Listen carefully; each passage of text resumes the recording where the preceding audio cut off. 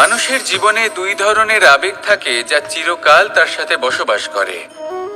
প্রথম, স্বপ্ন। দ্বিতীয়, অজুহাত। মানুষ হাজার হাজার স্বপ্ন দেখতে পারে। আমাকে এই কাজ করতে হবে, আমাকে ওখানে ঘুরতে যেতে হবে, আমায় জীবনে এই অসম্ভব কাজ বাস্তবায়িত করে দেখাতে হবে, আদি ইত্যাদি। এবার ঠিক যেমন স্বপ্ন দেখেন সেইভাবে অজুহাতও খুঁজে নিয়ে আসেন। আমি এই স্বপ্ন পূরণ করতে পারলাম না, কারণ আমাকে কেউ সাহায্যই করলো না, কারণ আমি দুর্বল হয়ে পড়েছিলাম, কারণ আমার কাছে সময়ই ছিল না, আদি ইত্যাদি। এবার সাফল্য এবং অসফলতার মাঝখানে এই ধরনের সংঘর্ষ হতে থাকে। সাফল্য তখন লাভ করা সম্ভব যখন আপনার স্বপ্ন আপনার অজুহাতের থেকে অনেক বড় হয়, আর অসফলতা তখন পাবেন যখন আপনার অজুহাত আপনার স্বপ্নের থেকে অনেক বড় হয়। আপনি যদি সাফল্য লাভ করতে চান তাহলে চেষ্টা করতে থাকুন, পরিশ্রম করুন। যদি অসফল হন তাহলে ভয়ভীত হওয়ার কোনো প্রয়োজন নেই। নিজের ভুল বুঝুন, তাকে শুধরে নিন, আবার চেষ্টা করুন। কিন্তু যদি নিজের জীবনে অজুহাত নিয়ে আসেন তখন স্বপ্ন কখনো পূরণ হবে না। আসুন আমার সাথে ভালোবেসে বলুন, রাধা রাধা। এই সংসারের সব থেকে কঠোর ধাতুর মধ্যে একটি হলো লোহা। লোহা দিয়ে আমরা অনেক অস্ত্র শস্ত্র লাভ করি, অনেক বস্তুও লাভ করি। এবার এই লোহাকে কাটার জন্য, একে কোনো আকার দেওয়ার জন্য কি প্রয়োগ করতে হয়? লোহা। এবার এই কথাটা আমরা সকলেই জানি যে লোহার দ্বারাই লোহাকে কাটতে হয়। এবার এই কথা আমি আপনাকে কেন বলছি? এরপরে খুব বড় একটা প্রশ্ন আসে যা খুব বড় শিক্ষা দিয়ে যায়। এটা কেন হয় যে আমরা একটা লোহা দিয়ে একটা লোহাতে আঘাত করছি, কিন্তু যে লোহা দ্বারা আঘাত করছি তার আকার বদলাচ্ছে না, যার ওপর প্রহার করছি তার আকার বদলাচ্ছে? এতে পার্থক্যটা কোথায়? পার্থক্য হলো তাপমাত্রার। দেখুন, যে লোহাকে আমরা কাটতে চাই তার তাপমাত্রা বাড়াতে হয়, তাকে গরম করতে হয়। আর যে লোহা দ্বারা আমরা আঘাত করতে চলেছি সেই লোহা আমাদের ঠান্ডা রাখতে হয়। অর্থাৎ ঠান্ডা লোহা গরম লোহাকে কেটে দেয়। এবার এই শিক্ষা কি আমাদের জীবনে যথেষ্ট নয়? আমাদের জীবনে অনেক সমস্যা আসতে পারে, কিন্তু আমাদের এই বিষয়ে বিশেষ খেয়াল রাখতে হবে যে আমাদের মনকে আমরা যেন ঠান্ডা রাখি, এই মস্তিষ্ককে শান্ত রাখতে হবে। যদি আমরা ক্রোধ বা ঈর্ষার আগুনে জ্বলতে থাকি, বিদ্বেষের আগুনে জ্বলতে থাকি, তাহলে আমরাও সেই লোহার মতোই হয়ে যাব যার তাপমাত্রা অত্যন্ত বেশি। তখন যে কেউ এসে আমাদের বিচ্ছিন্ন করে চলে যাবে। মনে রাখবেন, যিনি যত বেশি স্থির বুদ্ধির অধিকারী, যিনি হলেন সব থেকে বেশি শান্ত, তিনি হলেন সব থেকে বেশি বলশালী। তাহলে শান্ত থাকুন আর আমার সাথে ভালোবেসে বলুন, রাধা রাধা। মানুষের দুটো রূপ রয়েছে। এক, আমাদের এই মুখ যা শুধুই চোখে দেখা যায়, আর দ্বিতীয় আমাদের এই মন যা শুধুমাত্র অন্তরাত্মা দ্বারা দেখা যায়। এবার আমাদের এই মুখ তা ঈশ্বর সকলকেই আগে থেকেই প্রদান করেছেন, কিন্তু এই মন কেমন হবে তা আমাদের জীবনের অনুভূতি এবং আমাদের জীবনের লক্ষ্য এগুলি সুনিশ্চিত করে। অর্থাৎ নেত্র দিয়ে দেখা যায় আমাদের এই মুখ, তা শুধুই এই কারণে প্রয়োজন যাতে সংসার আমাদের দেখতে পায়, আমাদের চিনতে পারে। কিন্তু যদি এই সংসারে আপনি প্রকৃত অর্থে মান সম্মান লাভ করতে চান, তাহলে নিজের অন্তরাত্মাকে আপনাকে বিকশিত করতেই হবে। দেখুন, কথায় আছে এই যে অসুর, তা শারীরিকভাবে উপস্থিত নয়, তা মনের মধ্যে থাকে। যদি এই মন থেকে অসুরকে বের করে দেওয়া যায় তাহলে শরীরে তা উপস্থিত থাকবেই না। তাই মনকে শুদ্ধ করুন আর আমার সাথে ভালোবেসে বলুন, রাধা রাধা। পরিশ্রম। এই শব্দগুলি শুনতে হয়তো ছোট মনে হয়, কিন্তু এর মূল্য অনেকটাই অধিক। এবার প্রয়াসও কিন্তু দুই ধরনের হয়। একটা প্রয়াস তাই যা আমরা নিজের মন থেকে, অন্তর থেকে সমগ্র শক্তি দিয়ে করার চেষ্টা করি। এবারে এই প্রয়াস প্রচেষ্টার নামান্তর। কিছু কিছু প্রয়াস এমনও হয় যেমন দ্রুত ক্রীড়া খেলা। মানুষ বলেন, আজ একটু প্রয়াস করি, একটু দ্রুত ক্রীড়া খেলেই দেখি, যদি বিজয়ী হই তবে ভালো ব্যাপার, যদি না হই তবে আর কখনো খেলবো না। এটাও কিন্তু প্রয়াস, কিন্তু এই প্রয়াস পরিশ্রম নয়। পাণ্ডবদের দেখুন, ওনারা যখন পরিশ্রম করেছিলেন তখন খাণ্ডবপ্রস্থকেও ইন্দ্রপ্রস্থ বানিয়েছিলেন। দ্রুত ক্রীড়া খেললেন, সেই মুহূর্তেই ইন্দ্রপ্রস্থ হারিয়ে ফেললেন। পরিশ্রম করলেন, সগৌরবের রাজা হলেন। দ্রুত ক্রীড়া খেললেন, তখন এক মুহূর্তে রাজা থেকে নিঃস্ব হয়ে গেলেন। সারমর্ম এটাই যে দ্রুত ক্রীড়া কখনো কখনো আপনার মিত্র হতে পারে, কখনো সে আপনাকে বিজয়ী করতে পারে, কিন্তু প্রয়াস এবং পরিশ্রম যখন একসাথে মিলিত হয় তখন তা সর্বদাই আপনার সাথে থাকে। প্রয়াস করতে থাকুন, পরিশ্রম করতে থাকুন, আর আমার সাথে ভালোবেসে বলুন, রাধা রাধা। কখনো কোনো চাতককে দেখেছেন? একটা চাতক বর্ষার জন্য অপেক্ষা করে, সেই বর্ষার জলে নিজের তৃষ্ণা নিবারণ করে, নয়তো সারা বছর তৃষ্ণার্ত থেকে যায়। ও আকাশের দিকে তাকিয়ে থাকে আর অপেক্ষা করে যে কবে বর্ষা হবে আর কবে আমি আমার তৃষ্ণা নিবারণ করব। সেখানে অন্যদিকে একটি কাক বা একটা পায়রা, এরা কি করে? যেখানে জল পায় পান করে নেয়, যেখানে খাবার পায় খেয়ে নেয়, আত্মীয় স্বজন বন্ধু বান্ধব যাকেই পায় তার সাথে সময় কাটায়, খাবার খায় আর চলে যায়। এবার এদের মধ্যে মিল কোথায়, পার্থক্য কোথায়? দুজনের কাছেই ডানা রয়েছে, দুজনেই উড়তে পারে। এই আকাশ হলো ওদের, খাবারের দানা ওদের। পার্থক্য হলো তাদের অভিলাষার, পার্থক্য হলো তাদের আকাঙ্ক্ষার, পার্থক্য জীবন যাপনের ধরনের। এবার যত বেশি আকাঙ্ক্ষা থাকবে, যত দামি জীবন যাপন করার ইচ্ছে থাকবে, তত বেশি কষ্ট আপনাকে সহ্য করতে হবে। আবার অন্যদিকে জীবন যত সরল হবে, জীবন যাপন যত সরল হবে, সমস্যা ততটাই কম হবে। তাই সবসময় চেষ্টা করবেন আপনার মানসিকতা এবং আপনার জীবন যেন সরল হয়। ভালোবাসতে থাকুন, যদি কেউ আপনাকে ভালোবাসে তাকেও আপনি ভালোবাসা ফিরিয়ে দিন। তাদের সাথে কথা বলুন, কিছু তাদের কথা শুনুন, কিছু নিজের কথা বলুন, দেখবেন সকল তাপ উত্তাপ দূর হয়ে গেছে। এটাই তো হলো জীবনের সারমর্ম। তাই প্রেমে থাকুন, ভালোবাসুন, আর ভালোবেসে আমার সাথে বলুন, রাধা রাধা। একবার একজন সাধক ওনার শিষ্যদের একটা কাজ দিলেন, একটা দুর্লভ জড়িবুটি নিয়ে আসতে বললেন। এতটাও কঠিন কাজ সেটা ছিল না, কারণ সকল শিষ্য জানতেন যে এই দুর্লভ জড়িবুটি কোথায় পাওয়া যায়। পর্বতের শিখরে। কঠিন কাজ কোনটা? সেখানে পৌঁছনোর সেই পথ, যা ছিল কাঁটায় জর্জরিত, পাথরে পরিপূর্ণ, যেখানে পিছলে পড়ার আশঙ্কা রয়েছে এবং গভীর ক্ষত পেতে পারে সবাই। এবার বেশ কয়েকজন শিষ্য গেলেন, তার মধ্যে কয়েকজনই সেই জড়িবুটি নিয়ে আসতে পারলেন। কারণটা কি ছিল? কিছু শিষ্যের মনোযোগ ছিল শুধুমাত্র লক্ষ্যের দিকে, অর্থাৎ পর্বতের সেই শিখরে। কিছু শিষ্যের মনোযোগ ছিল পথের এই সংকটগুলির ওপর। কিছুজন নিজের সমস্ত মনোযোগ, সমস্ত শক্তি কেন্দ্রীভূত করলেন শুধুমাত্র লক্ষ্যের দিকে। বাকিরা মনোনিবেশ করলেন এই সংকটের থেকে নিজেকে বাঁচাতে। কিন্তু যাদের মনোযোগ শুধু লক্ষ্যের দিকে ছিল, শুধু তারাই জড়িবুটি নিয়ে আসতে পারলেন। কারণ কি ছিল? একটা সহজ ব্যাপার যা আমাদের বুঝতে হবে। আমরা যদি লক্ষ্যে পৌঁছতে চাই, তাহলে বিপদের সম্মুখীন তো আমাদের হতেই হবে, আর কোনো বিকল্প নেই। যন্ত্রণাও হবে, পায়ে কাঁটাও হয়তো ফুটতে পারে, হয়তো পড়েও যেতে পারেন, হয়তো রক্তপাতও হতে পারে, কিন্তু তার সাথেই সাফল্য অর্জনের যে আনন্দ সেটাও পাওয়া যায়। সেই জন্য নিজের মনোযোগ সবসময় লক্ষ্যের দিকে রাখুন, পথের সেই বিপদগুলির দিকে নয়। সত্যি কথা বলতে এই বিপদ, এটা কিছুক্ষণের, আজ আছে কাল নাও থাকতে পারে, কিন্তু যদি লক্ষ্যকে প্রাপ্ত করতে পারেন তাহলে তার আনন্দ আপনার সাথে সারা জীবন রয়ে যাবে।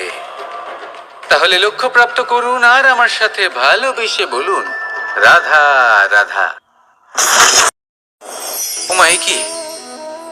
আমি কখন থেকে এখানে অপেক্ষা করছি, হাত পেতে দাঁড়িয়ে রয়েছি যাতে একটা ফল আমার হাতে এসে পড়ে এবং সেটা আমি খেতে পারি। কখন থেকে অপেক্ষা করছি, কিন্তু সেটা হচ্ছেই না। এবার আপনি বলবেন যে এসব কি বলছি, এ কি অদ্ভুত কথা বলছি। যদি ফল খেতে হয় তাহলে আমাকে বৃক্ষে চড়তে হবে, ফলের কাছে পৌঁছতে হবে, তবেই তো ফল পাবো। এবারে এটা অত্যন্ত সহজ ব্যাপার, কিন্তু এই বিষয়টা আপনি নিজের জীবনের প্রসঙ্গে ভেবে দেখুন। লক্ষ্য কোথায় আছে আপনি জানেন, সেই লক্ষ্যে পৌঁছানোর পথ কি সেটাও আপনি জানেন, সেই পথে চলার ক্ষমতাও আপনার রয়েছে, কিন্তু তাও আপনি নিজের লক্ষ্য লাভ করতে পারছেন না। কেন? কারণ আপনি অপেক্ষা করছেন যে লক্ষ্য আপনার সামনে চলে আসবে, কিন্তু তা হয় না। লক্ষ্য সে যাই হোক না কেন, ধন হোক, প্রেম হোক, কোনো সম্মান হোক বা মোক্ষ হোক, যদি আপনি তার দিকে অগ্রসর না হন তাহলে ফল প্রাপ্তি অসম্ভব ব্যাপার, তা কোনোদিনই হবে না। সেই জন্য আপনার চোখের সামনে আপনি যদি নিজের লক্ষ্যকে দেখতে পান তাহলে উঠুন এবং সেই দিকে অগ্রসর হতে শুরু করুন। নিজের অন্তরের সকল অশুভ গুণ দূর করুন, অলসতা ত্যাগ করুন, অজ্ঞানতা ত্যাগ করে দিন এবং চলতে থাকুন। অবশ্যই মনোবাঞ্ছিত ফল লাভ করতে পারবেন। মনে রাখবেন, চলতে থাকলে তবেই লক্ষ্য প্রাপ্তি হবে। অপেক্ষার দ্বারা শুধুমাত্র মৃত্যু লাভ হবে। আসুন আমার সাথে ভালোবেসে বলুন, রাধা রাধা। একবার একটা শেয়াল বনে বিচরণ করছিল। ও একটা ছোট্ট শাবক দেখতে পেল। ও ভাবলো, আজ একেই আমি খাবার হিসেবে গ্রহণ করব। আশেপাশে দেখলো কেউ দেখছে না তো, কেউ ছিল না, আর সেই শাবকের ওপর আক্রমণ করলো, যা হলো একটা ঘোর অপরাধ। বনের নিয়ম অনুসারে আপনি কখনোই শাবকের ওপর আক্রমণ করতে পারেন না। তারপর এই খবরটা যখন রাজা সিংহ জানতে পারলেন, সভার আয়োজন করলেন। কিন্তু সেখানে শেয়াল বলল, আমি তো এরকম কিছু করিনি। কিন্তু যদি আপনি এরকম বলেন, কোনো প্রমাণ দিন, এর কোনো সাক্ষী আছে? তখন রাজা সিংহ পেঁচাকে ডেকে পাঠালেন, যে সেই মুহূর্তে বৃক্ষের শাখার ওপর বসেছিল, সে সব কিছু দেখেছিল। পেঁচা সব সত্যি কথা বলল, আর শেয়ালকে মৃত্যুদণ্ড দেয়া হলো। এবার এই কাহিনী আমি আপনাকে কেন শোনালাম? কারণ মানুষও কখনো কখনো এরকম কর্ম করেন যা শিয়াল করেছে। এটা ভাবেন কেউ দেখছে না, যখন আমি অনুচিত কর্ম করতেই পারি। কিন্তু না, আপনি যাই করুন না কেন, কেউ না কেউ অবশ্যই তা দেখছে। কোনো ব্যক্তি না হলেও কোনো প্রাণী, না হলে কোনো যক্ষ বা দেব বা প্রেত। যদি এনারা কেউ না দেখেন, তাহলে ধরিত্রী মাতা দেখেন, যেখানে দাঁড়িয়ে আপনি সেই কর্ম করছেন, তাই না? তাই একটা কথা সবসময় মনে রাখবেন, কে দেখছেন কে দেখছেন না সেই বিষয়ে ভাবা ছেড়ে দিন। এটা খুব সহজ কথা। আপনি যদি উচিত কর্ম করেন, উচিত ফল পাবেন। যদি অনুচিত কর্ম করেন, তাহলে আপনি অনুচিত ফল অবশ্যই পাবেন। সেই জন্য উচিত পথে চলতে থাকুন, উচিত কর্ম করতে থাকুন, আর আমার সাথে ভালোবেসে বলুন, রাধা রাধা। আমি অনেক সংখ্যক মানুষকে দেখেছি, তাদের কাছে অত্যাধিক জ্ঞান আছে, শিল্প আছে, ধন আছে, কীর্তি আছে, কিন্তু তারা এই সব কিছু নিজেদের কাছেই রাখেন, এই সমাজে বিতরণ করেন না। কারণ হলো ভয়। ওনাদের মনে হয় যে যদি আমি এই সব কিছু সমাজে বিতরণ করি, তাহলে সমাজ আমার শিল্প হোক, ধন হোক, জ্ঞান হোক, কীর্তি হোক, সবকিছু চুরি করে নিয়ে যাবে, আর তার বদলে আমি কিছুই পাবো না। এটা কিন্তু সত্য নয়। সত্য হলো এটাই যে যদি আপনি নিজেকে এই সংসারের প্রতি সমর্পিত করেন, তাহলে এই সংসার আপনার প্রতিও সমর্পিত থাকবে। আপনি শুধু ধন, জ্ঞান, কীর্তি, সম্মান পাবেন তাই নয়, বরং এই সমাজ আপনাকে নিজের চোখে হারাবে, মনের মধ্যে স্থান দেবে। তাই এই ভয় ত্যাগ করে দেখুন কিভাবে এই সমাজ আপনাকে প্রেম সমর্পণ করে। আসুন আমার সাথে ভালোবেসে বলুন, রাধা রাধা। সেই কখন থেকে এই পুস্তকটিকে দেখছি, কিন্তু এর থেকে আমি কোনো জ্ঞান লাভ করতেই পারছি না। এবার আপনি বলবেন যে আজ কেমন বিচিত্র কথা বলছি আমি।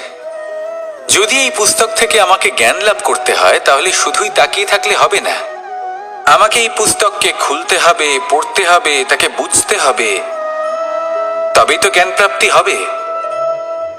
বড়ই সহজ একটা ব্যাপার, কিন্তু একে যাপন করা অত্যন্ত কঠিন, তাই না? আপনি নিজেকেই দেখে নিন, আপনার কাছে অনেক জ্ঞান রয়েছে। সহজ থেকে সহজতর জ্ঞানের কথা যদি বলি, আপনি এটুকু তো জানেন যে সত্যি কথা বলা ভালো কাজ, দান করা হলো পুণ্যের কাজ। আপনি জানেন যে পরিশ্রম করলে সাফল্য আসবে। এই জ্ঞান তো আমাদের কাছে রয়েছে, এমন অনেক জ্ঞান আমাদের কাছে রয়েছে, কিন্তু আলস্যের কারণে, অবহেলা করে আমরা শুধু এই জ্ঞান প্রয়োগ করতে পারি না। সেই জ্ঞান যাপন করা শুরু করুন, জীবনে প্রয়োগ করতে শুরু করুন। এই মন প্রত্যেকটি মুহূর্তে প্রসন্ন থাকবে, আর লক্ষ্যপ্রাপ্ত করে এই মন বলবে, রাধা রাধা। ফলটা দেখছেন আপনি? এটা সেই ফল যেটা গাছের সবচেয়ে উঁচু ডালে পাওয়া যায়, কিন্তু যখন এটা খসে পড়ে তখন এটা আকাশের দিকে যায় না যা ওপরে আছে, সে যায় সেই ভূমির দিকে যে নিচ থেকে তার দিকে তাকিয়ে থাকে। কেন? কারণ এই ফলের নিজের উচ্চতার ধারণা মাটির থেকে নিজের দূরত্ব দেখে হয়। এই ব্যাপারটাই আমাদের মানুষের জন্যও খাটে।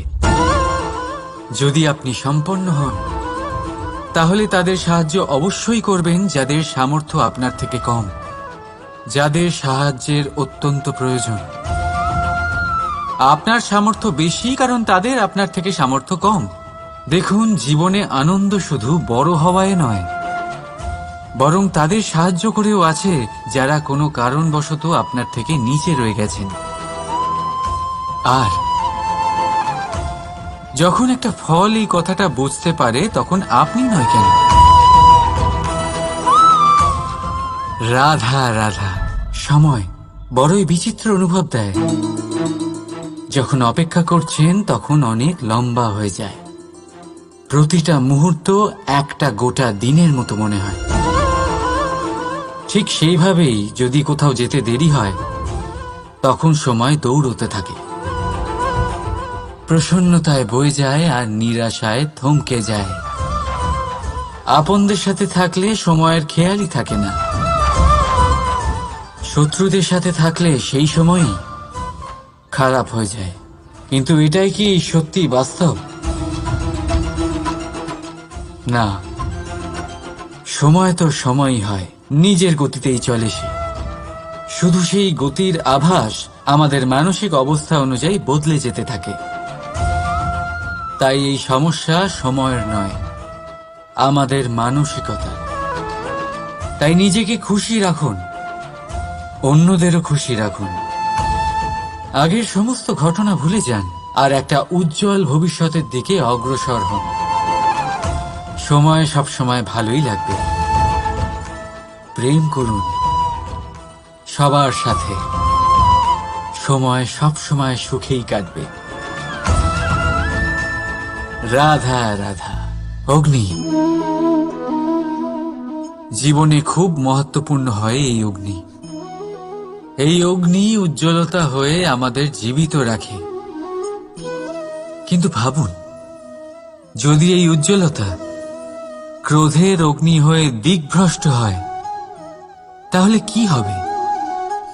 একটা ছোট পাতা দিয়ে শুরু করে গোটা বনকে ছারখার করে দিতে পারে। ঠিক সেরকমই মানুষের ক্রোধের আগুনও অন্যদের তো ভস্ম করেই, কিন্তু তার পূর্বে স্বয়ং নিজেকেই ভস্ম করে দেয়। তাহলে কি করা যায়? কি করে নিয়ন্ত্রণ করা যায় তাকে? উত্তর হলো, তাতে জল ঢেলে দিয়ে, জলের মতো বইতে দিনে কি। ঠিক সেইভাবে যেমন সূর্য নিজের অগ্নিকে তেজ বানিয়ে আপনার কাছে পৌঁছে দেয়। এটাই পার্থক্য সূর্যের অগ্নি আর ক্রোধের অগ্নির মধ্যে। সূর্যের অগ্নি বিচ্ছুরিত হয়ে প্রতিফলিত হয়ে আসে, আর সেই জন্যই তাকে তেজ বলা হয়। অন্যদিকে আমাদের ক্রোধের আগুনের কোনো সীমাই থাকে না। তাহলে নিজের অন্তরের শক্তিকে ক্রোধের আগুন বানিয়ে জ্বালাতে চান, নাকি উজ্জ্বলতা বানিয়ে বিস্তারিত করতে চান? সিদ্ধান্ত আপনার। রাধা রাধা। এই সংসার অনেকটাই বড়, আর আমরা তার কাছে অত্যন্ত নগণ্য। এই সংসারে এমন অনেক মানুষ পাওয়া যায় যারা বোঝান যে এই সংসারটা কতটা বড়, কতটা অদ্ভুত, কতটা সুন্দর। আর এই সংসার রচনা করে পরমেশ্বর কত মহান এক কাজ করেছেন। কিন্তু আপনি এই জীবনে মাত্র কয়েকজন মানুষকেই পাবেন যারা আপনাকে এটা বলবেন যে এই সংসারে আপনি কতটা গুরুত্বপূর্ণ, আপনি কতটা অদ্ভুত। যদি আপনি তাদের সাথে থাকেন তাহলে তারা নতুন কিছু সৃষ্টি করতে পারেন, এই সংসারকে আরো কতটা পবিত্র করতে পারেন। তাই এই সংসারকে গুরুত্ব না দিয়ে সেই মুষ্টিমেয় কিছু মানুষকে গুরুত্ব দিন, কারণ তারাই হলো আপনার আপনজন, আর তারাই আপনাকে সঠিক পথে চালিত করবে। মানুষকে তো বর্ষার স্রোতও বয়ে নিয়ে যেতে পারে, তাকে সাগরও ডুবিয়ে দিতে পারে, কিন্তু গঙ্গা জল সবচেয়ে বেশি শুদ্ধ, কারণ তার কয়েক ফোঁটা মানুষকে মুক্ত করে দেয়। রাধা রাধা। এ হলো একটা পাতলা সুতো।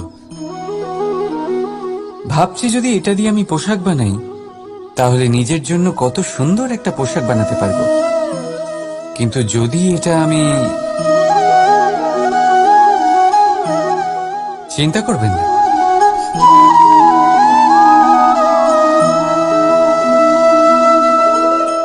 দেখুন এই সুতো জোড়া লেগে গেল। শুধু পার্থক্য হচ্ছে এটাই যে আগের মতো এটা আর সরল নেই, আর এটার দৈর্ঘ্য আগের থেকে কিছুটা কমে গেছে।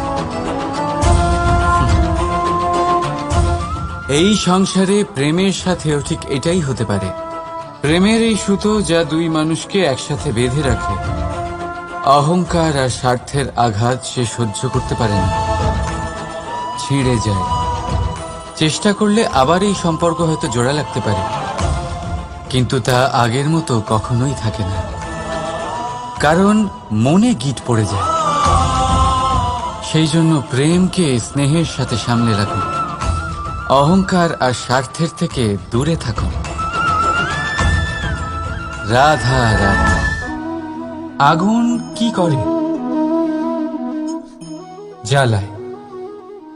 সেটা কাঠই হোক, কয়লা হোক, বস্ত্র হোক। মৃত্যুর পরেও আপনি জীবিত থাকবেন। রাধা রাধা। এটা হলো সূচ, আর এটা হলো তলোয়ার।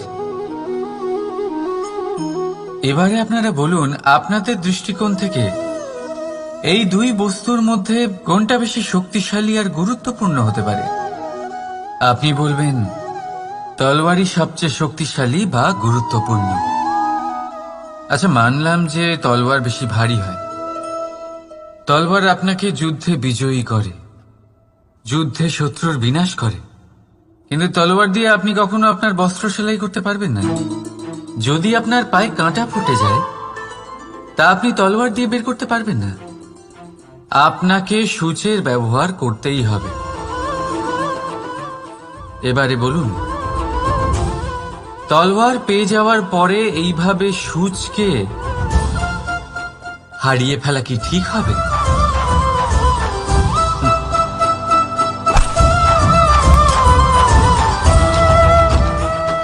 ঠিক সেইভাবেই জীবনে সম্পন্ন বন্ধু পাওয়ার পরেও আপনার সেই বন্ধুদের হারাবেন না যারা কম সম্পন্ন, দরিদ্র, কারণ তারা আপনার সাথে তখন ছিলেন যখন আপনি কিছুই ছিলেন না, আর জীবনে দরকার পড়লে তারাই আপনার কাজে আসবে, সম্পন্ন বন্ধু নয়।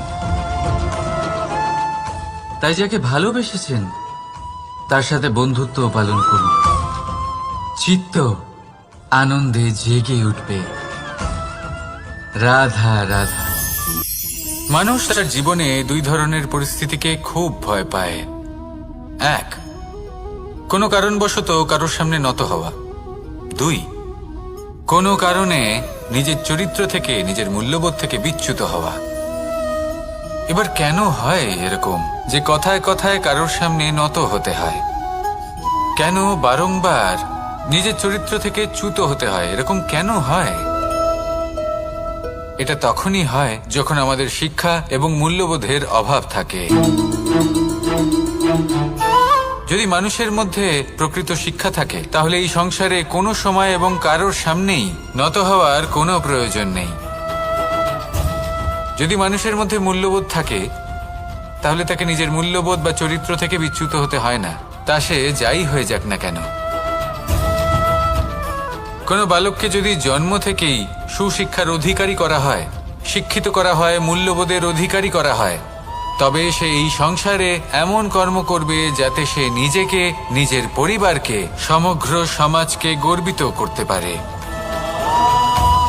শিক্ষা লাভ করুন, মূল্যবোধ লাভ করুন এবং আমার সাথে ভালোবেসে বলুন, রাধা রাধা। এই সংসারে কোনো বস্তু হোক বা ব্যক্তি হোক, তার একার গুরুত্ব কিন্তু খুব বেশি নয়। একটা উদাহরণ হিসেবে বৃষ্টির ফোঁটাকে ভেবে দেখুন। যদি একটি বৃষ্টির ফোঁটা হয় তাহলে তার খুব বেশি গুরুত্ব থাকে না, কিন্তু যখন সহস্র বৃষ্টির ফোঁটা মেঘের মধ্যে দিয়ে ঝরে পড়ে তখন সেটা বর্ষার রূপ ধারণ করে। সেই বর্ষা যা এই প্রকৃতিকে শান্ত করে। সেইভাবেই পাথরের ছোট টুকরো, তার খুব বেশি গুরুত্ব থাকে না, কিন্তু যখন অসংখ্য পাথরের টুকরো একত্রিত হয় তখন তা পর্বতের আকার ধারণ করে। সেইভাবেই কিছু মানুষ যখন একত্রিত হন তখন তৈরি হয় পরিবার, কিছু পরিবার যখন একত্রিত হয় তখন তৈরি হয় সমাজ, যখন অনেক সংখ্যক সমাজ একত্রিত হয় তখন তৈরি হয় রাজ্য। এবার এই রাজ্যের সবথেকে গুরুত্বপূর্ণ ব্যক্তি হতে পারেন রাজা, কিন্তু তাও সেই রাজা একা কিছু করতে পারেন না। যুদ্ধ লড়ার সময় তারও নিজের সৈন্যদলকে প্রয়োজন পড়ে। কিন্তু এই সংসারে এমন একজন ব্যক্তি আছেন যিনি একাই সব কাজ করতে থাকেন, এবং সেই ব্যক্তি হলেন মা। আমাদের জীবনে একজন পিতার ভূমিকা কিন্তু নিঃসন্দেহে অমূল্য, কিন্তু আমাদের সকলের জীবনে যে ভূমিকা একজন মায়ের তা অন্য কারোর থাকে না। একজন মা একাই সন্তানকে বড় করতে পারেন, সংস্কারী করে তুলতে পারেন, তার জন্য পরিশ্রম করেন। আর এত কিছু কাজ করার পরেও তার কাজের জন্য তিনি প্রশংসা অবশ্য পান না। উল্টে যদি সেই সন্তান অনুচিত পথে চালিত হয়, অনুচিত কর্ম করে, তখন সেই মাকেই অপবাদের পাত্র হয়ে উঠতে হয়। আমাদের জীবনে মায়ের যোগদান কতটা সেটা বুঝুন। আপনাকে বড় করে তোলার জন্য উনি কতটা পরিশ্রম করেছেন সেটা বুঝুন। আজ থেকে, এখন থেকে, এই মুহূর্ত থেকে মাকে সম্মান করতে শিখুন। যখন সময় পাবেন, যখন সুযোগ হবে, তখন তার প্রশংসা করুন, ওনারও ভালো লাগবে। আর মায়ের এই মমতার জন্য, তার এই ভূমিকার জন্য আসুন সবাই মিলে আমরা তাকে প্রণাম করি, আর সকলে মিলে ভালোবেসে বলি, রাধা রাধা। মানুষের মানসিকতা এমন হয় যে সে যতটা করে আশা করে যে তার থেকে অনেক বেশি তার বদলে সে পাবে। দেখুন, সবকিছুই আপনার ভাবনা চিন্তার উপর নির্ভর করছে। আপনি যদি ফলের বিষয়ে ভেবে কর্ম করতে থাকেন তাহলে সেটা অনুচিত।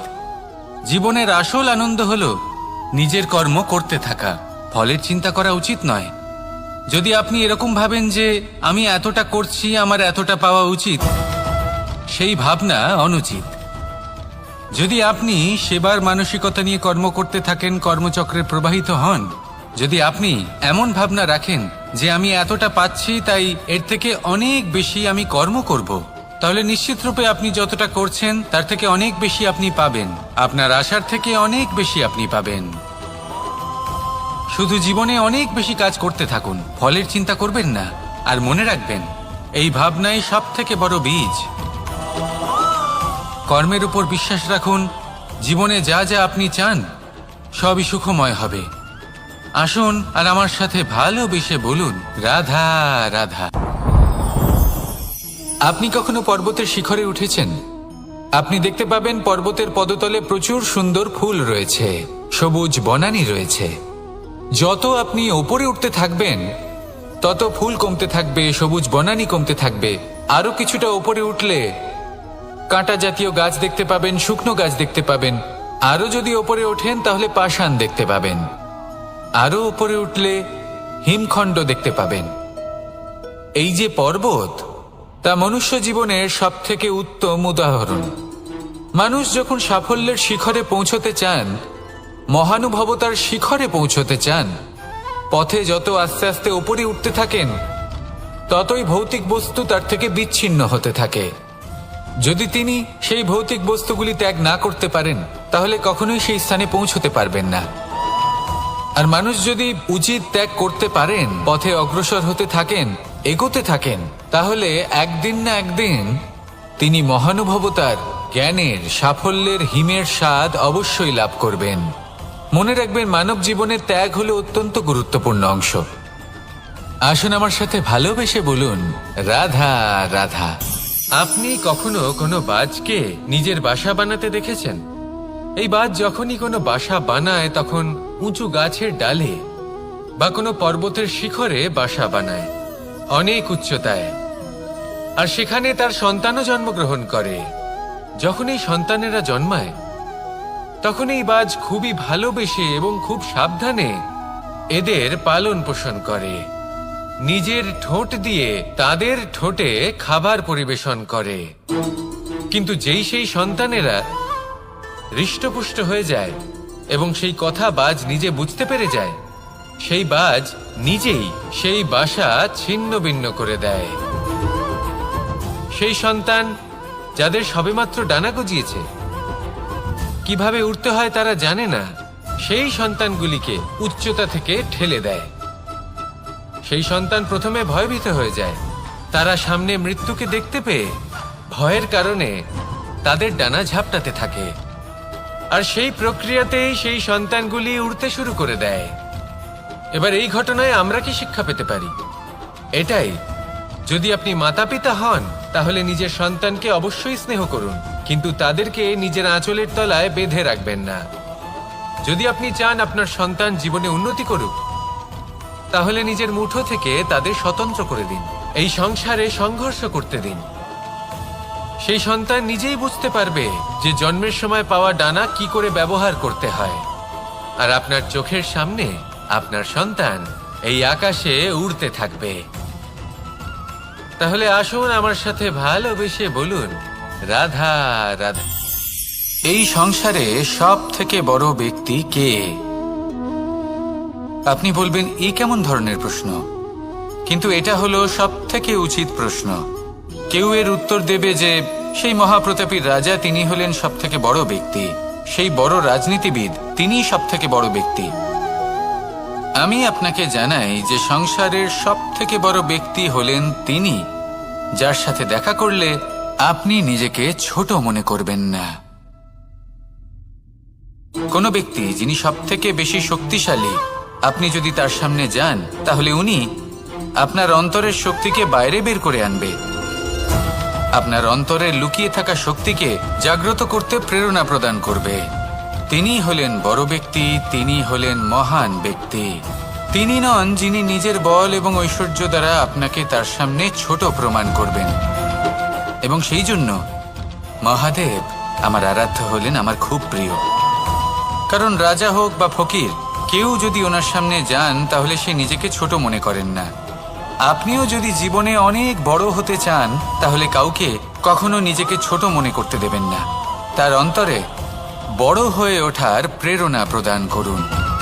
আসুন আমার সাথে ভালোবেসে বলুন, রাধা রাধা। সূচের শেষে একটি ছিদ্র থাকে যার দ্বারা আমরা এই সুতো পরাতে পারি। আর তারপর সূচের সাহায্যে এই সুতো দিয়ে বস্ত্র সেলাই করা যায়। কিন্তু যদি সুতোটা সোজা করে ধরা না হয় তাহলে সূচে কখনো এই সুতো পরানোই সম্ভব নয়।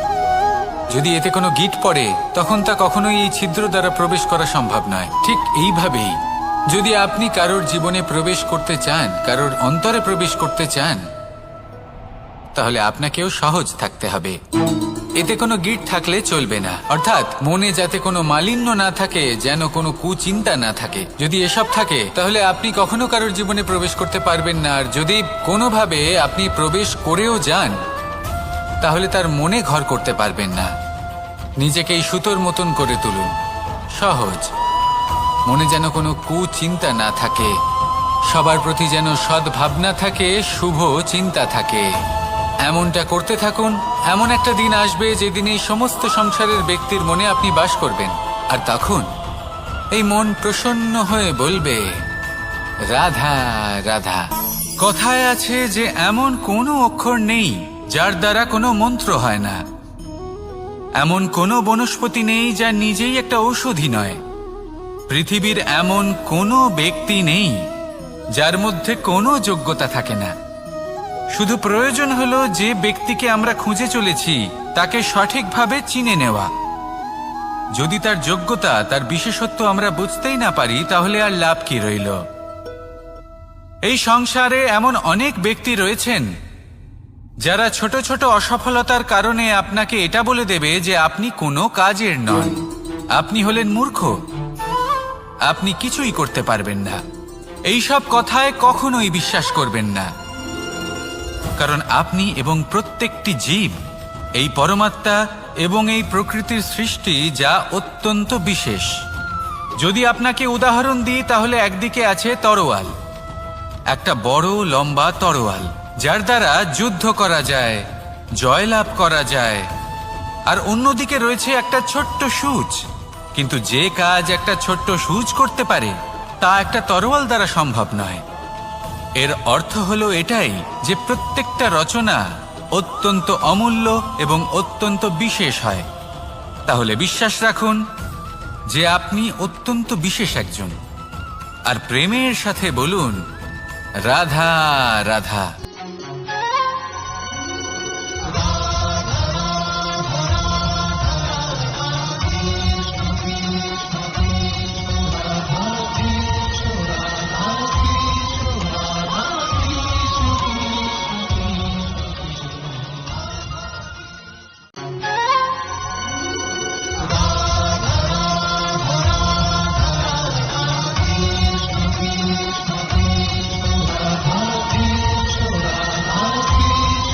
আপনি নিশ্চয়ই কখনো অনুভব করেছেন, যদি কোনো নির্মল ব্যক্তির কাছে গিয়ে বসেন তাহলে মনে নির্মল অনুভূতি হয়, এই মন শান্ত হয়ে যায়।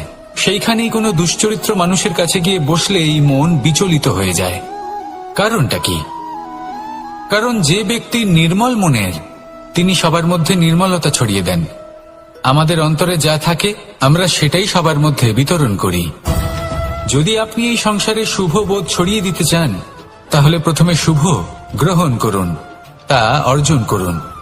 এই সংসারে জ্ঞানের শক্তি লাভ করুন, আর সেই জ্ঞানের শক্তি সংসারে বিতরণ করুন। শান্তি এবং সন্তোষ প্রদান করুন, কারণ যেমন বীজ এই সংসারে বপন করবেন তেমনই ফল আপনি লাভ করবেন। যেমন দেবেন তেমন ফিরেও পাবেন। এই সংসারে জ্ঞান প্রদান করুন, শান্তি প্রদান করুন, সন্তুষ্টি প্রদান করুন। এই সংসারে ভালোবাসা বিতরণ করুন, আর এই প্রেম ভাব নিয়েই বলুন, রাধা রাধা। এই সংসারে দুই ধরনের মানুষ দেখা যায়, এক সরল, দুই জটিল। এবার এই যে সরল ব্যক্তি থাকে তাদের এই সমাজ দুর্বল মনে করে। এমনিতে দেখতে গেলে জলও সরল, বায়ুও সরল, ওনারা যেদিকে চাইবেন প্রবাহিত হতে পারেন, এনাদের যে আকার দেবেন সেটাই ধারণ করবেন। কিন্তু এরা বাস্তব রূপ ধারণ করলে তখন কি হয়? এই জল এমন এক ধারায় পরিণত হয় যে অনেক বড় বড় পাথরকে খণ্ডিত করে দিতে পারে। এই বায়ু এমন এক চক্রবাতে পরিণত হয় যা সংসারে বিনাশ ডেকে আনে। তাই যে ব্যক্তি সরল তার সরলতাকে সম্মান করুন, তাকে সম্মান করুন, তাকে ভালোবাসা দিন, আর আমার সাথে ভালোবেসে বলুন, রাধা রাধা। এই সংসারে মানুষ জন্মগ্রহণ করেন, বড় হতে থাকেন, পুরুষার্থ লাভ করেন, অর্জন করেন। অর্জন করা আসলে কি? বেশিরভাগ মানুষ বলেন অর্জন করা অর্থাৎ ধন সম্পত্তি অর্জন করা। আর কি অর্জন করা যায়? আর কি লাভ করা যায়? আসল প্রশ্ন হলো এটাই যে কি এমন আছে যা বাস্তব রূপে অর্জন করার যোগ্য। তা হলো ব্যবহার, জ্ঞান এবং সন্তোষ। কেন?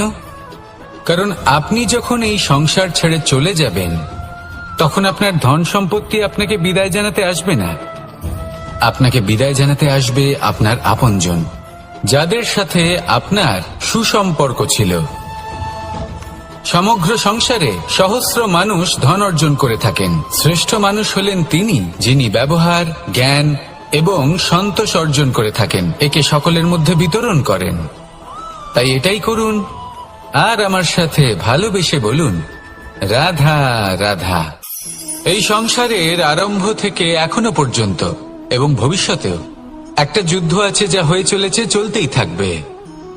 পাপ এবং পুণ্যের মধ্যে যুদ্ধ, সত্য এবং অসত্যের মধ্যে যুদ্ধ। এই যুদ্ধ চলেই আসছে, আর এই যুদ্ধে যারা লড়েন তাদের আমরা সবসময় জয় জয়কার করি। আর যারা এই জয় জয়কার করেন তাদের প্রত্যেকের একটা বিশেষ গুরুত্ব থাকে। যখনই কোনো যোদ্ধা যুদ্ধক্ষেত্রে ক্লান্ত হয়ে পড়ে, শক্তিহীন হয়ে পড়ে, তখন এরা জয় জয়কার করে, শঙ্খ বাজাতে থাকে, সেই যোদ্ধাকে অনুপ্রেরিত করে, শক্তি এবং সাহসে ভরিয়ে তোলে। আর তখন সেই যোদ্ধা সেই যুদ্ধকে এগিয়ে নিয়ে যেতে পারে। যখন শ্রীরাম লঙ্কা যাত্রা করার জন্য সেতু তৈরি করছিলেন, তখন একটা ছোট্ট মিষ্টি কাঠবিড়ালি নিজের মুখে মাটির টুকরো বয়ে নিয়ে গিয়ে তার সাধ্যমতো তাকে সাহায্য করছিল। শ্রীরাম দেখলেন এবং বললেন যে ও তো সবার মনোবল বৃদ্ধি করছে, সবাইকে প্রেরিত করছে। ও বলল যে আমি এত ছোট হয়েও যদি এই কাজ করতে পারি, তাহলে আপনারা সবাই কেন পারবেন না? এটাই হলো সেই সকলের মাহাত্ম্য, যারা জয় জয়কার করেন, অনুপ্রেরিত করেন, সাহস যোগান। ওনারা সেই ব্যক্তি যারা একজন যোদ্ধার মধ্যে যুদ্ধকে জয় করার শক্তি প্রদান করেন। আসুন আমার সাথে ভালোবেসে বলুন, রাধা রাধা। সংসারে আমাদের জীবনে যখন কোনো সুখ বা দুঃখ আসে, তার জন্য আমরা কাউকে না কাউকে অবশ্যই দায়ী করে থাকি, তাই না? এই ব্যক্তি আমাদের সাথে এরকম কাজ করেছেন, তাই আমার সাথে এমন হলো। ওই ব্যক্তি যদি এমনটা না করতেন, তাহলে আজ আমি ওই স্থানে পৌঁছতে পারতাম। সবই আপনার দৃষ্টিভঙ্গির ওপর নির্ভরশীল, আর যদি আপনার দৃষ্টিভঙ্গি এমন হয় তাহলে তা অনুচিত। সত্যি কথা বলতে এই সংসারে ভিন্ন ভিন্ন ধরনের মানুষ আছে। এটা আপনার ওপর নির্ভর করছে কিভাবে তাদের স্বাগত জানাবেন। একবার ভাবুন, আমি আমার দুটো হাত সামনে নিয়ে এলাম, দুটো মুঠো খুলে দিলাম। দুই প্রকারের মানুষ আসবেন, কিছু না কিছু দিয়ে যাবেন। এই মুঠো যদি আমি বন্ধ করে দিই, তাহলে না কেউ আমাকে কিছু দিতে পারবে, না আমার কিছু যাবে আসবে। নিশ্চয়ই বুঝতে পারছেন এই দুই ধরনের ব্যক্তি কারা এবং তারা কি দিয়ে যান। আমি যদি নিজের মুঠো খুলে দিই, তাহলে কিছু ভালো মানুষ আসবেন, আমাকে আনন্দ, সন্তুষ্টি, জ্ঞান প্রদান করে যাবেন, ভালো অভিজ্ঞতা দিয়ে যাবেন। কোনো খারাপ ব্যক্তি যদি আসেন, তাহলে তিনিও খারাপ অভিজ্ঞতা দেবেন, যার থেকে আমি শিক্ষা লাভ করব। এই সব কিছু আমি লাভ করতে পারি।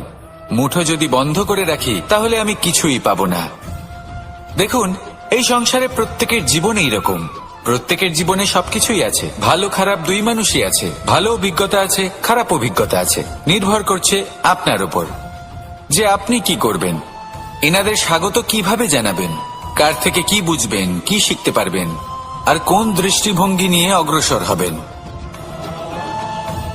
এটাই নির্ধারণ করবে যে আপনার জীবন কেমন হবে। আসুন আমার সাথে ভালোবেসে বলুন, রাধা রাধা। যদি আমি কোনো বনে যাই, কোনো নির্জন বনে, সেই বনের বিষয়ে, সেই পথের বিষয়ে, গাছপালার বিষয়ে, পশুপক্ষীর বিষয়ে আমার যদি কোনো জ্ঞান না থাকে, সেই বনের ক্ষুদ্র থেকে ক্ষুদ্রতর অংশের বিষয়ে যদি আমার কোনো জ্ঞান না থাকে, তাহলে হতেই পারে সেই বনে কোথাও আমি হারিয়ে যাব। হয়তো এমন ভাবে হারিয়ে যাব, কোনোদিনও বাইরেই বেরোতে পারবো না। তাই সেই বনের বিষয়ে জ্ঞান লাভ করা আবশ্যক। এটাই হলো শিক্ষা। জীবনে বেশিরভাগ মানুষই কেন অসফল হন? ওনারা একটা লক্ষ্য স্থির করেন, কিন্তু সেই পথের বিষয়ে তারা পর্যাপ্ত জ্ঞান অর্জন করেন না। সেই পথে কি বিপদ আসতে পারে প্রত্যেকটা পৃষ্ঠার জ্ঞান তাদের নেই, আর সেই জন্যই তারা অসফল হন। আপনি জীবনে যখনই কোনো লক্ষ্য স্থির করবেন, কোনো লক্ষ্য সাধন করবেন, পরিকল্পনার সাথে সেই পথে অগ্রসর হন। সেই পথকে বোঝার চেষ্টা করুন, সেই পথের বিপদ সম্পর্কে জ্ঞান লাভ করুন, সবকিছু জানার চেষ্টা করুন, অজানা তথ্য আহরণ করুন, আর তারপর সেই লক্ষ্যের প্রতি নিজেকে সমর্পিত করুন। তবেই আপনি সাফল্য লাভ করবেন, আর এই মন প্রসন্ন হয়ে বলবে, রাধা রাধা। খেলা খেলতে কে না ভালোবাসেন? আমরা প্রত্যেকেই যখন সময় পাই, সুযোগ পাই, তখনই আমরা কোনো খেলা খেলি। খেলার সময় দুই ধরনের মানুষ ওখানে থাকেন, এক যারা অংশগ্রহণ করেন, আর দুই যারা দেখতে থাকেন, যারা দর্শক হয়ে দেখেন, যারা নিজের পক্ষের বিজয়ের ফলে উচ্ছ্বসিত হয়ে থাকেন, পরাজয়ের ফলে শোক পালন করেন, পরামর্শ দিয়ে থাকেন। আর বিজয়ী কে হন? বিজয়ী তিনি হন যিনি অংশগ্রহণ করেন। নির্বাচন আপনাকে করতে হবে, আপনি কি করতে চান? আপনি কি খেলোয়াড় হতে চান, নাকি আপনি দর্শক হতে চান? যদি আপনি বিজয়ের আনন্দ লাভ করতে চান, সেই রোমাঞ্চ অনুভব করতে চান, তাহলে খেলতে হবে। ময়দানে আপনাকে নামতেই হবে। পরাজয়ের সম্ভাবনার ভয়ের সাথে আপনাকে লড়াই করতেই হবে। বিপক্ষের আহ্বানকে স্বীকার করতেই হবে, খেলোয়াড় হয়ে উঠতে হবে। তবেই এই বিজয়ের সম্ভাবনা থাকবে। আসলে কি, দর্শক হয়ে পরামর্শ দেওয়া অত্যন্ত সহজ, ময়দানে নেমে অংশগ্রহণ করা অত্যন্ত কঠিন। আর এখানে যেটা সহজ, তা আপনাকে বিজয়ের পথে কখনোই নিয়ে যাবে না। আসুন আমার সাথে ভালোবেসে বলুন, রাধা রাধা। এটা হলো একটা সাদা পাতা। এবার এতে আমি যাই লিখব, সেটাই এর অস্তিত্ব হবে। এতে আমি প্রেমের কিছু কথা লিখে একে প্রেমপত্র বানিয়ে তুলতে পারি। মাতা পিতার জন্য একটা শুভ সংবাদ লিখতে পারি। শত্রুর বিষয়ে সতর্ক করব বলে সেনাকে একটা সংবাদ লিখতে পারি। দ্বারকাবাসীর জন্য কোনো সংবাদ পাঠাতে পারি। যাই লিখব, এই পত্র সেটাই হয়ে উঠবে। সেই রকমই হলো আমাদের জীবন।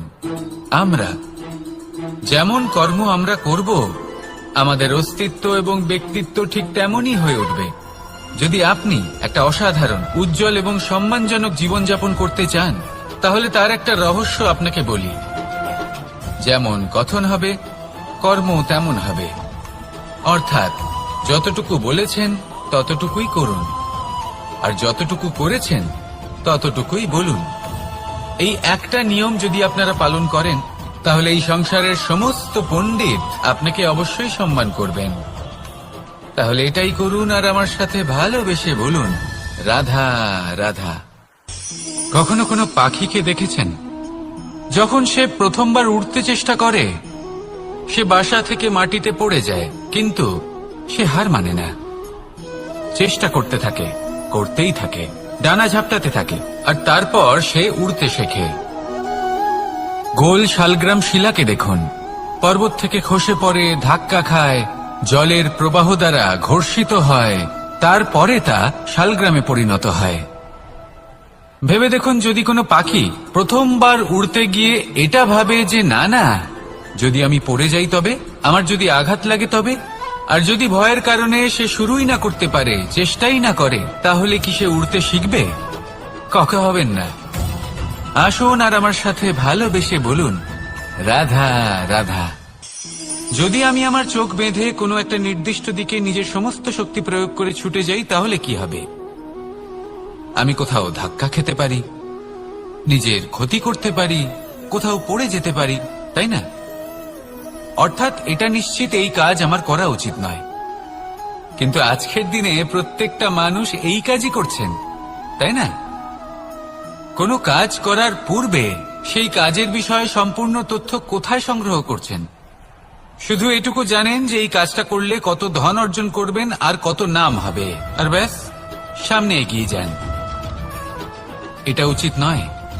পূর্ণরূপে যে কোনো কাজ করার আগেই সেই কাজের বিশ্লেষণ করে নেওয়া উচিত, তা বুঝে নেওয়া উচিত এবং সেই বিষয়ে অবশ্যই খেয়াল রাখা উচিত যে আপনার শরীর এবং আপনার মন এই কাজ করার জন্য কি প্রস্তুত রয়েছে। যদি তা না হয় তাহলে প্রথমে নিজেকে শুধরে নিন, তারপরে সেই কাজ করুন। যদি এইভাবে জীবনে সামনে এগোন তাহলে সাফল্যের সম্ভাবনা জীবনে অনেক বেশি বেড়ে যাবে। তাহলে এটাই করুন আর আমার সাথে ভালোবেসে বলুন, রাধা রাধা। এই সংসারের সব থেকে বড় যোদ্ধা কে?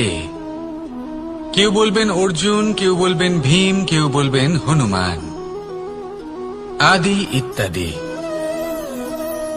কিন্তু এই সংসারের সব থেকে বড় যোদ্ধা আপনার মনের ভেতরে আছে,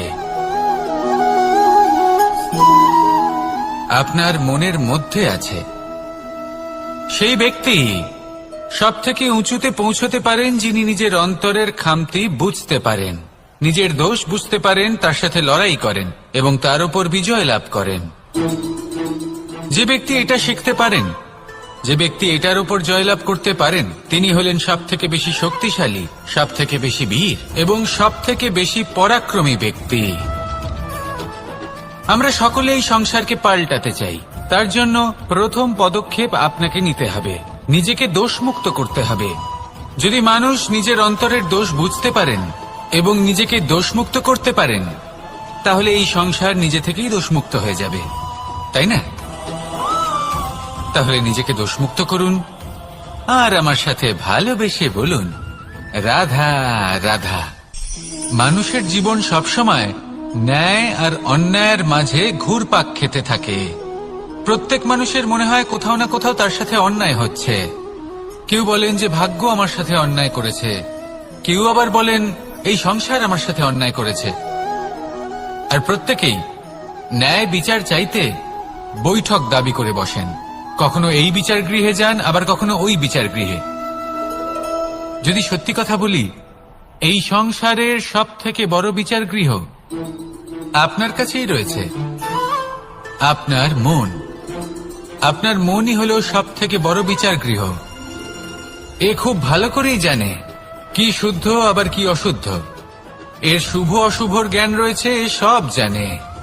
দেখতে গেলে প্রত্যেকটা মানুষ যদি নিজের মনের কথা শোনেন তাহলে তিনি ভালোভাবেই বুঝতে পারবেন তিনি কি উচিত করেছেন আর কি অনুচিত। দিনে একবার রাত্রের নিদ্রায় যাওয়ার পূর্বে নিজের সাথে বসুন, চোখ বন্ধ করুন আর বিচার করুন আজ আপনি কি উচিত করেছেন আর কি অনুচিত। আপনার মন সঠিক বিচার তখনই করে দেবে। আসুন আমার সাথে ভালোবেসে বলুন, রাধা রাধা। আপনি কখনো কোনো পাথরের বুক চিরে বয়ে চলা কোনো নদী দেখেছেন? পাথর নদীর সামনে নত হয়ে যায়, তাকে বাধা দিতে চেষ্টা করে কিন্তু কখনো বাধা দিতে পারে না। এই নদী হলো ততটাই শক্তিশালী, কিন্তু এর আরম্ভ কোথা থেকে হয়? দূরে কোথাও কোনো পর্বতের চূড়াতে এক বিন্দু জল ঝরে পড়ে আর তার সাথে হিম গলিয়ে দেয়। তারপর জলের শক্তি বৃদ্ধি পায়, তারপর অনেক বিপদের সম্মুখীন হয় আর অনেক ধরনের বাধা সে অতিক্রম করে। তার শক্তির এতটাই বৃদ্ধি হয় যে তাকে বাধা দেওয়া একেবারেই অসম্ভব ব্যাপার হয়ে যায়। দেখুন, নদী তো মহান বটেই, কিন্তু তাকে মহান করে তুলেছে কে? সেই সকল বিপদ যার থেকে ও কখনো পালায়নি। সেইভাবেই আমাদেরও বিপদ থেকে পালিয়ে গেলে হবে না, তার সম্মুখীন হতে হবে সাহসের সাথে, পূর্ণ শক্তি প্রয়োগ করে। তবেই আমরা শিখতে পারবো, তবেই আমরা সামনে এগোতে পারবো। যদি আপনি জীবনে কুন্দন হয়ে উঠতে চান তাহলে জ্বলন সহ্য করতেই হবে। আসুন আমার সাথে ভালোবেসে বলুন, রাধা রাধা। এ হলো গোলাপ ফুল। একে আমরা সকলেই চিনি। সমগ্র সংসার ভালোবাসে এই পুষ্পকে। এই ফুল দেখতেও সুন্দর। সবথেকে বেশি গুরুত্বপূর্ণ কথা হলো এর সুগন্ধ, যা দূর দূরান্ত থেকে ব্যক্তিদেরকে আকৃষ্ট করে। এই সুন্দর পুষ্প একটু মন দিয়ে দেখলেই দেখা যায় এর নিচে কাঁটা রয়েছে। এই সংসার বলে, এ প্রকৃতির কেমন রচনা, এত কোমল পুষ্প, এটা কি তীক্ষ্ণ কাঁটা সহ প্রস্ফুটিত হয়? এটাই হলো জীবনের সত্য। আমাদের অন্তরের সদ্গুণ, সেগুলিও এই ফুলের মতোই সুন্দর। সংসার এর সৌন্দর্য দেখতে পায়, এর সুগন্ধ চতুর্দিকে ছড়িয়ে পড়ে। কিন্তু এই সদ্গুণ জাগ্রত করে তোলার জন্য কঠোর পরিশ্রম করতে হয়, প্রতিনিয়ত চেষ্টা করে যেতে হয়। তাই জন্য যদি আপনি জানেন আপনার পথ উচিত কিন্তু তা কাঁটায় পরিপূর্ণ, তাহলে থামবেন না, চলতে থাকুন। একবার যদি অন্তরের সদ্গুণ জাগ্রত হয়, তাহলে এই সংসার এই সৌন্দর্য দেখবে আর সুগন্ধে আকর্ষিত হয়ে আপনার কাছে আসবে। এই মন, এই জীবন প্রসন্ন হয়ে বলবে, রাধা রাধা। মোহনের বাঁশির এই সুর, এই সঙ্গীত কার না পছন্দ হয়, সবারই খুব ভালো লাগে। এবার এই সুর আসে কোথা থেকে? কেউ বলবেন কৃষ্ণের হৃদয় থেকে। সত্য কথা, এই সুর হৃদয় থেকে নির্গত হয় এবং প্রকট হয় এই বাঁশি থেকে। এই বাঁশিটাকে দেখুন, এই ছিদ্রগুলি দেখুন, প্রত্যেকটা সুর থেকে নিজস্ব একটা স্বর নির্গত হয়। এবার যে ব্যক্তি এই সমস্ত সুর এবং স্বর বুঝতে পারেন, এতে নিপুণ, তিনি এই বাঁশির দ্বারা যে সুর নির্গত করবেন তা তো মধুর অবশ্যই হবে। এবার জীবনের সাথেও কিছুটা এরকমই ঘটে। জীবনের কিছু নীতি থাকে, অর্থ, কুটুম্ব এবং আধ্যাত্মিক। যদি জীবনের প্রত্যেকটা মুহূর্ত সুখময় হয় এরকম আপনি চান, তাহলে এই তিনটি নীতিতে আপনাকে নিপুণ হতে হবে। কোনো একটি বিশেষ নীতির প্রতি যদি আপনি বেশি ঝুঁকে পড়েন, তাহলে বাকি দুই নীতি থেকে যা সুখ লাভ করা সম্ভব তা পারবেন না।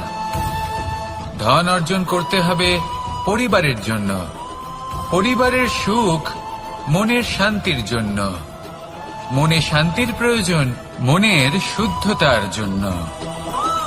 যখন এই মন শুদ্ধ হবে, জীবন শুদ্ধ হবে, পবিত্র হবে, সুন্দর হবে এবং ভালোবেসে বলবে, রাধা রাধা।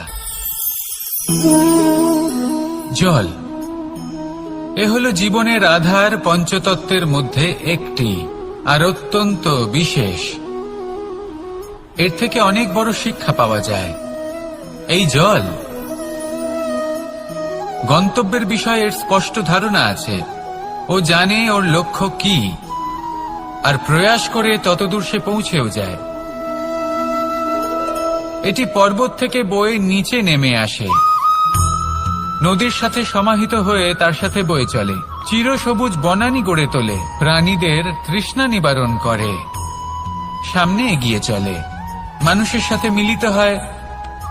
যারা একে বাঁধের মধ্যে বেঁধে রাখতে চেষ্টা করে, সে বন্দি দশাতেও থেকে যায়, মানুষের কল্যাণ করে। তারপর বাঁধ থেকে মুক্তি পেয়ে এগিয়ে চলে, কোথাও ধাক্কা খায়, কোথাও বাধা পড়ে, কোথাও যদি পথ খুঁজে না পায় তাহলে পথ খুঁজেই নেয়, আর যেখানে পথ থাকে না সেখানে পথ বানিয়ে নেয়, আর শেষ পর্যন্ত নিজের লক্ষ্যে পৌঁছেই যায়, অর্থাৎ সমুদ্রে গিয়ে সমাহিত হয়ে যায়। আমাদেরও কিছুটা এরকমই হয়ে উঠতে হবে। যেখানেই যাবেন সকলের কল্যাণ করুন, সামনে এগোন। আপনি কোথাও পড়ে গেলে, ধাক্কা খেলে আঘাত লাগবেই, উত্থান পতন লেগেই থাকে। সামনে এগোতে থাকুন। কোথাও পথ না পেলে তা খুঁজে নিন, কোথাও পথ না থাকলে তা বানিয়ে নিন। নিজের গন্তব্যের কথা সব সময় মনে রাখুন। শেষ পর্যন্ত নিজের মোক্ষ লাভ আপনি অবশ্যই করবেন। আর আমার সাথে ভালোবেসে বলুন, রাধা রাধা। জীবনের প্রত্যেক মুহূর্ত আমাদের কিছু না কিছু শিক্ষা দেয়, নির্ভর করছে আমাদের দৃষ্টিভঙ্গির উপর। যেমন নদী হলো আমার অত্যন্ত প্রিয়, নদীতে ভ্রমণ করতে আমার খুব ভালো লাগে। কি বলেন? নদীতে সবসময় নতুন কিছু থাকে, ও পুরনো কিছুই নিয়ে বসে থাকে না, সব সময় প্রবাহমান, কখনো থামে না। ততক্ষণ থামে না যতক্ষণ না সাগরে গিয়ে সমাহিত হচ্ছে।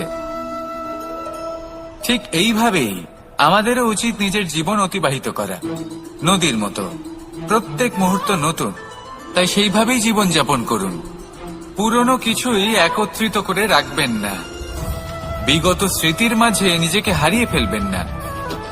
এই যে বর্তমান, এই যে মুহূর্ত, সেটাই হলো সর্বশ্রেষ্ঠ।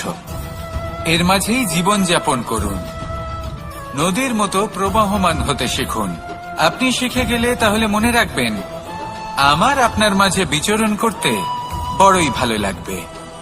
যে ব্যক্তি আনন্দের সাথে জীবনের প্রত্যেকটা মুহূর্ত অতিবাহিত করে কোনো চিন্তা ছাড়াই, প্রবাহমান হয়, কখনোই থামে না, যতক্ষণ না মুক্তি লাভ করছেন, এমন ব্যক্তির মধ্যেই রাধাকৃষ্ণ বসবাস করেন।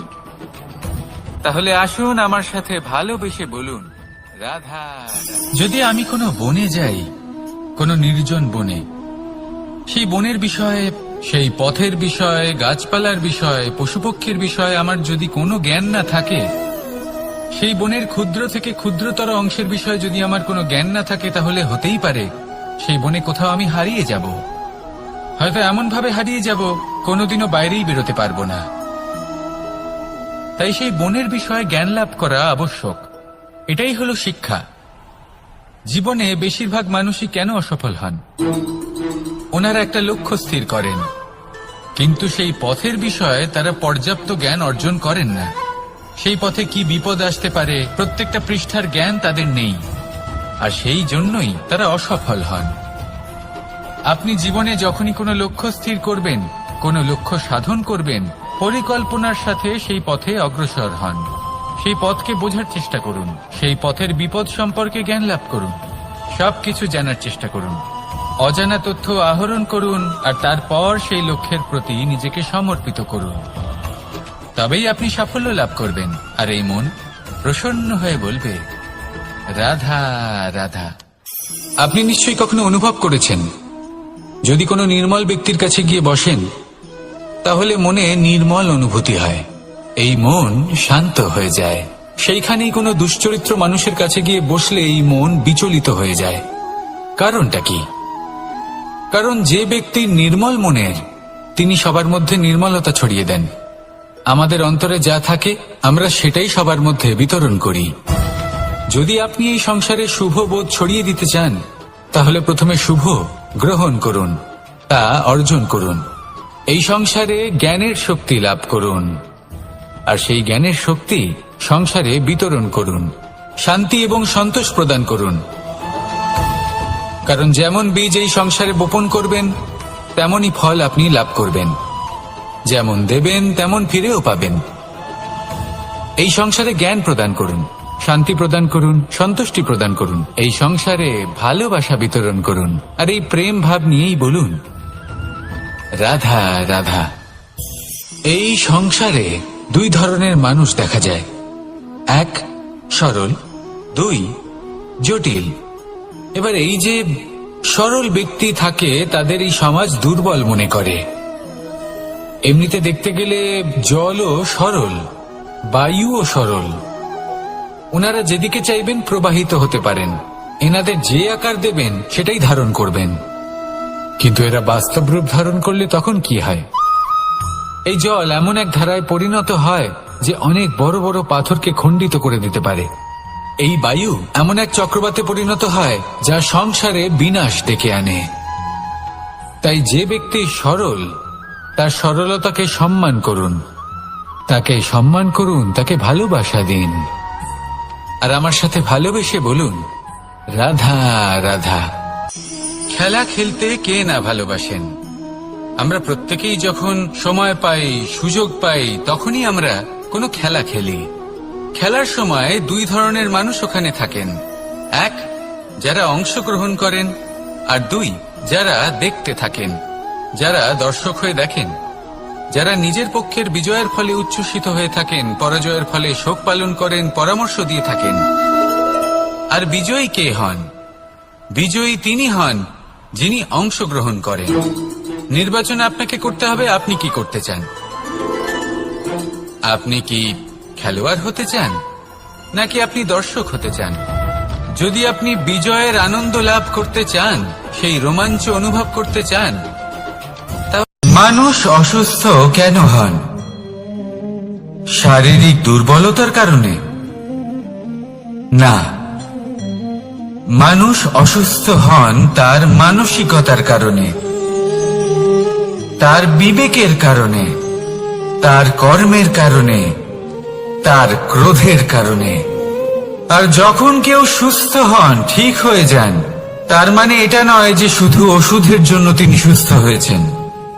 না, এটা কারোর তার প্রতি প্রেমের প্রভাব, বিশ্বাসের প্রভাব, সম্বলের প্রভাব। শুধুমাত্র ওষুধ দিয়ে কিছুই হয় না। যদি মনে প্রেম থাকে, বিবেক থাকে, বিশ্বাস থাকে, সম্বল থাকে, তবেই সেই ওষুধ কাজ করতে পারে। তাই মনে রাখবেন, এই জীবন হলো অত্যন্ত ছোট। মনে প্রেম ভাব রাখুন, মিত্রতা করুন, শত্রুতা নয়। ভালোবাসুন, বিদ্বেষ নয়। আর এই ভালোবাসার সাথেই বলুন, রাধা রাধা। জীবন, এই জীবনের সত্য কি? জন্ম, যেখান থেকে জীবন আরম্ভ হয়, নাকি সমাপ্তি? মৃত্যু, যেখানে জীবন শেষ হয়ে যায়। জীবনের সত্য এটা নয়, সবকিছু এটা নয়। ভালো করে ভেবে দেখলে কিছুই যায় আসে না যে আপনার জন্ম কোথায় হয়েছে, কিভাবে হয়েছে। এতেও কিছু যায় আসে না যে আপনার মৃত্যু কোথায় হবে, কিভাবে হবে। যায় আসে তখন, গুরুত্বপূর্ণ হলো এটাই যে জীবন আপনি যাপন করেছেন তার উদ্দেশ্য কি ছিল, কি ভাবনা নিয়ে আপনি বেঁচেছেন। এখন যদি আপনি এমন কিছু করেন যার দ্বারা এই সংসার আপনার থেকে জীবন যাপনের প্রেরণা পেতে পারে, মৃত্যুর পরেও আপনার কর্ম দেখে তা স্মরণ করে জীবনে বাঁচতে শেখেন, তাহলে তার তাৎপর্য হলো আপনি নিজের কর্মের দ্বারা, নির্বাচনের দ্বারা অমর হয়ে গেছেন। দেখুন, জীবনে দুশ্চিন্তা করা হলো বৃথা, মৃত্যুর ভয়ও হলো বৃথা। কারণ আত্মা কখনো মরে না, তাকে কেউ শেষ করতে পারে না। না কাল, না মৃত্যু, আর না সময়। যদি এমন কিছু থাকে যা আপনার আত্মাকে শেষ করে দিতে পারে, তাহলে তা আপনারই নিজের দুষ্কর্ম। তাই এই যে জীবনকাল আপনার কাছে রয়েছে, তাতে শুধু শুভ কর্ম করুন, দুশ্চিন্তা করা ত্যাগ করুন। এমন কর্ম করুন যা দেখে সংসার উচিত পথে চলে আসবে, শুভ কর্ম করবে। যদি আপনার মৃত্যুর পরে সংসার আপনাকে স্মরণ করে শিক্ষা লাভ করে, উচিত পথে চলে, প্রেরিত হয়, তাহলে আপনিও অমর হয়ে যাবেন। আসুন আমার সাথে ভালোবেসে বলুন, রাধা রাধা। কথায় আছে, যা কিছু অন্তর থেকে নিঃসৃত হয় তা অশুভ হয় না। অশুভ হলো সেই বোধ, সেই ইচ্ছে যা অন্তর থেকে নিঃসৃত হলেও কখনোই বিবেকের দ্বারা পরখ করা হয় না। এমনই একটা অনুভূতি হলো ক্রোধ। এই ক্রোধ আপনার বিবেকই হরণ করে নেয়, আপনার করুণা হরণ করে নেয়। আপনি ভাবনা চিন্তা করার যোগ্যতাই হারিয়ে ফেলেন। এবার যদি আপনি সংসারকে নিয়ন্ত্রণ করতে চান, ভবিষ্যতের উপর নিয়ন্ত্রণ রাখতে চান, বর্তমানের উপর নিয়ন্ত্রণ রাখতে চান, তাহলে প্রথমে নিজের ক্রোধের উপর নিয়ন্ত্রণ করা শিখতে হবে। কারণ এই ক্রোধ আপনার বন্ধু নয়, এ আপনার শক্তি নয়, এ হলো আপনার দুর্বলতা। আর এটা শত্রুর শক্তি বাড়িয়ে তোলে, আর শেষ পর্যন্ত ক্ষতি আপনারই হয়। তাই এই ক্রোধকে নিজের নিয়ন্ত্রণে রাখুন। অশুভ মন্তব্য আপনা থেকেই অসফল হয়ে যাবে। আসুন আমার সাথে ভালোবেসে বলুন, রাধা রাধা।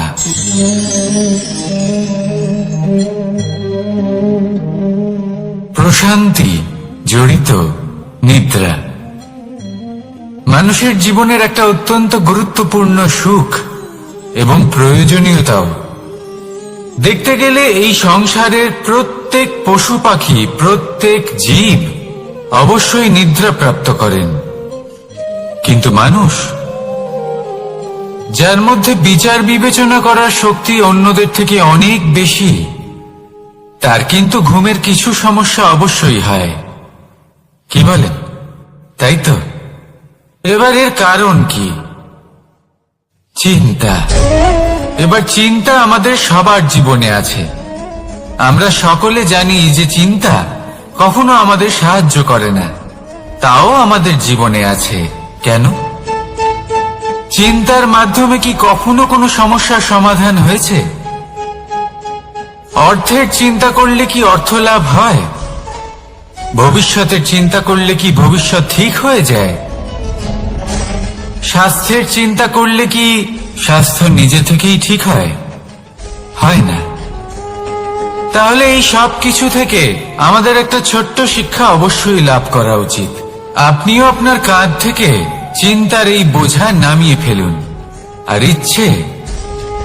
এই সব ইচ্ছে একত্রিত হয়ে আমাদের মনে চিন্তা উৎপন্ন করে।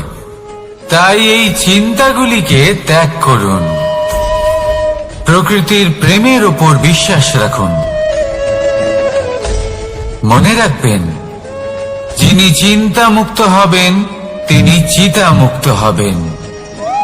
সুখের নিদ্রা প্রাপ্ত করুন, আর নিদ্রায় যাবার আগে আমার সাথে ভালোবেসে বলুন, রাধা রাধা। মহাদেব, সেই দেবতা যিনি মহান, যাকে দেবতাদের দেবতা বলা হয়, যিনি হলেন আমার আরাধ্য। কখনো আপনার মনে এই প্রশ্ন এসেছে যে শিবকেই কেন মহাদেব বলা হয়, অন্য কোনো দেবতাকে কেন বলা হয় না? সেই কারণ মহাদেবের মধ্যে, ওনার মধ্যে এমন এক বিশেষ গুণ রয়েছে যা অন্য কারোর নেই। তা হলো নিঃস্বার্থ হয়ে মানুষের সেবা করা। যদি প্রয়োজন পড়ে, যদি সৃষ্টির পথে বিনাশের কালো মেঘ ছেয়ে থাকে, তখন নিজের প্রাণের চিন্তা না করে হলাহল পান করার জন্য প্রস্তুত থাকেন মহাদেব। আর এই অদ্বিতীয় ত্যাগের জন্যই শিবকে মহাদেব বলে ডাকা হয়।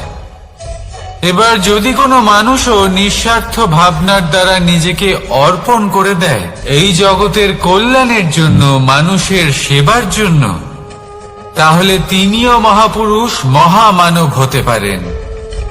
যদি কেউ অভুক্ত থাকেন, তাহলে নিজের থালা থেকে অর্ধেক খাবার তাকে দিয়ে দিন। যদি কেউ অসুস্থ হন, তাহলে তাকে সেবা করার, চিকিৎসা করার চেষ্টা করুন। এই জীবন শুধু নিজের জন্য নয়, অন্যদের প্রতি, সমস্ত সংসারের প্রতি উৎসর্গ করুন। যদি এইসব মানুষ শিখে যান, তাহলে তিনি মহাদেবের পথে অগ্রসর হতে পারেন।